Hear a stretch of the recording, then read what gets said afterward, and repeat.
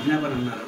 కిడ్నాప్కి జరిగిన కారణాలు వేరుంటాయని చెప్పి ఆ యాంగిల్లో వెళ్ళాం. ఇప్పుడు చనిపోయింది కాబట్టి ఆ యాంగిల్లో వెళ్తే ఇప్పుడు వారితో ఎవరైనా వైరం ఉన్నదో దాని ద్వారా మనకి తెలుసుకోవడం ఈజీ అవుతుంది. ఎందుకంటే పల్లెటూరులో వైరం చాలా తక్కువ మంది ఉంటుంది. ఆ వైరం ద్వారా మనం ఈజీగా ఐడెంటిఫై చేయొచ్చు అనుకుంటున్నాం. ఇప్పటికైతే ఎటువంటి రూల్ లేదు. మేము పక్క ఇన్వెస్టిగేషన్లో అరెస్ట్ చేస్తాం. గుంట పేరు సరాది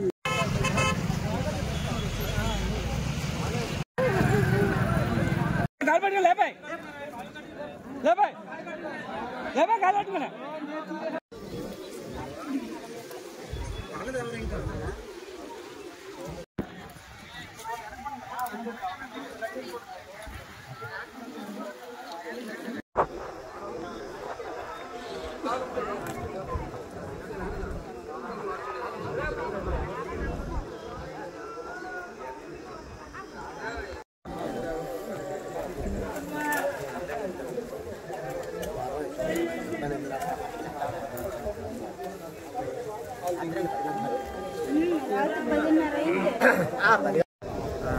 మా ఇద్దరు తీసుకుని అక్కడ ఆపితే వీళ్ళు ఆపేలోపు ఉడాయించింది.